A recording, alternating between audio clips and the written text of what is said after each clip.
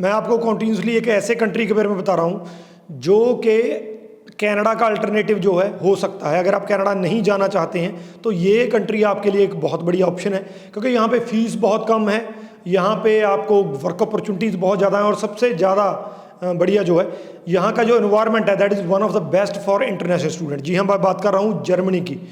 इस वीडियो में जर्मनी के एक्सपेंसेस के बारे में बात करेंगे। अगर आप इंटरनेशनल स्टूडेंट हैं तो जर्मनी में आपको कौन कौन से खर्चे आ सकते हैं, एक्सपेंसेस आ सकते हैं, ताकि उन चीज़ों के लिए आप तैयार हो सकें। तो वीडियो को एंड तक देखिएगा।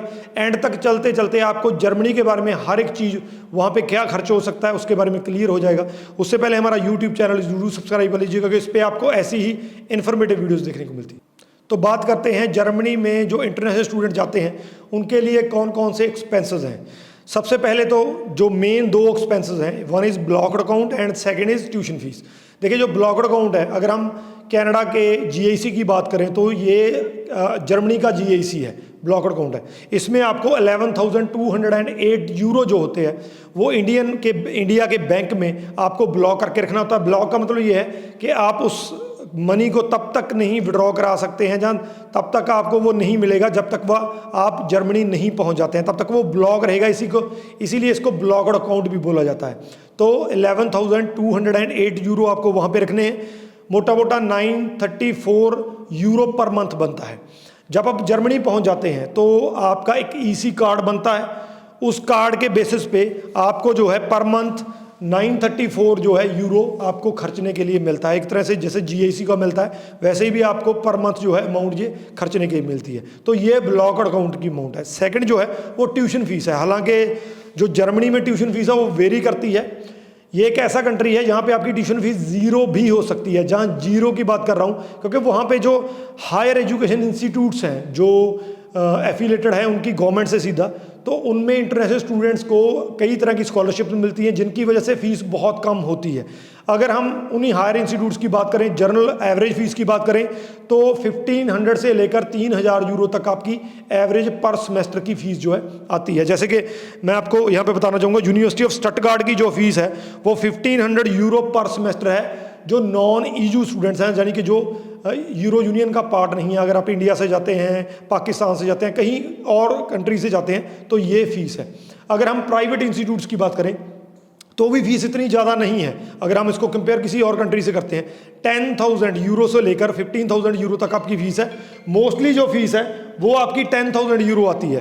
तो 10,000 यूरो तक की आपकी फ़ीस जो है वो हो सकती है अगर आप जर्मनी में स्टडी वीज़ा पे जाते हैं। तो मोटा मोटा ये जो है आपकी फ़ीस है, ट्यूशन फीस है। लेकिन यहाँ पे अब मैं आपको बताना चाहूँगा, अगर आप किसी स्कॉलरशिप के लिए एलिजिबल हैं जहाँ आप अप्लाई करते हैं तो आपकी फ़ीस बिल्कुल वेव ऑफ भी हो सकती है और बहुत कम भी हो सकती है। वहाँ पे जो मोटी मोटी स्कॉलरशिप्स हैं, DADD है, ये बहुत फेमस स्कॉलरशिप है, एरास्मस है, हेनरिक है, बेयर फाउंडेशन है। तो ये ऐसी स्कॉलरशिप्स हैं जो बहुत बड़े लेवल के, क्योंकि जर्मनी जो है वो एक वेलफेयर स्टेट है, इसीलिए ये जो गवर्नमेंट की तरफ से, जहाँ वहाँ की फाउंडेशन की तरफ से स्टूडेंट्स को हेल्प की जाती है, ये जो स्कॉलरशिप के लिए आप अप्लाई कर सकते हैं। ट्यूशन फीस आपकी बहुत कम रह जाती है।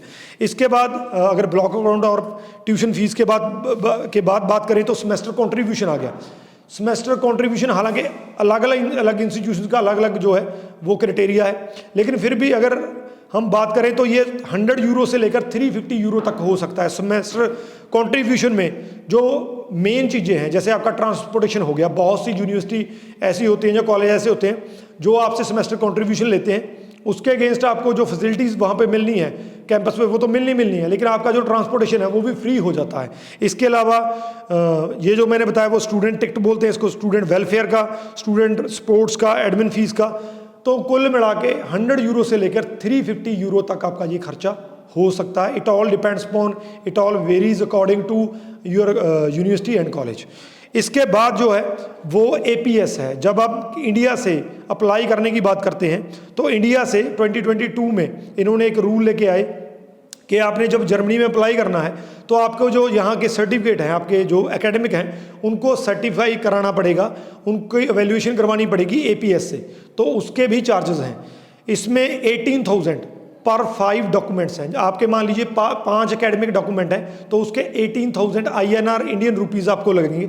अगर आपके 5 से ज़्यादा हैं 5 से जितने भी ज़्यादा होंगे पर डॉक्यूमेंट आपका 500 आपको पे करना पड़ेगा। तो APS सर्टिफिकेट आपके लिए ज़रूरी होता है जब आप जर्मनी में स्टडी वीज़ा अप्लाई करते हैं, वो आपकी फ़ाइल में लगता है, वो एक इम्पॉर्टेंट पार्ट है आपकी फ़ाइल का, उसके बिना आपकी फ़ाइल नहीं हो सकती है।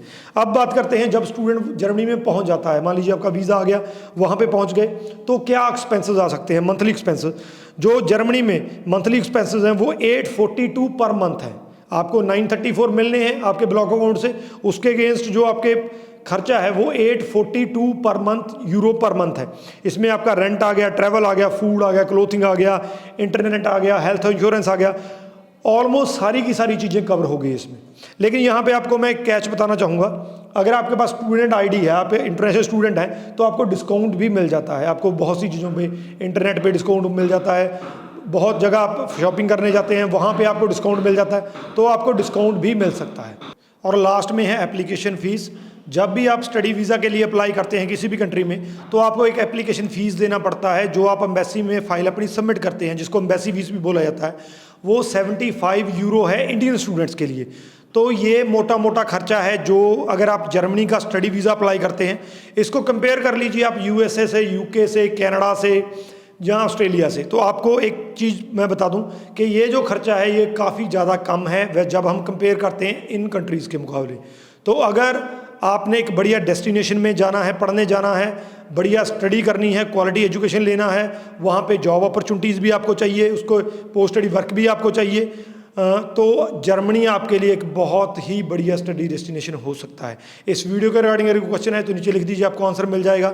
अगर बहुत सारे क्वेश्चन हैं तो 1-to-1 ऑनलाइन काउंसलिंग में मेरे साथ आ जाइए, जो कि फ्री ऑफ कॉस्ट है। नीचे नंबर दिए गए हैं, आप उस पर कॉन्टैक्ट करके बुक कर सकते हैं। Thank you so much.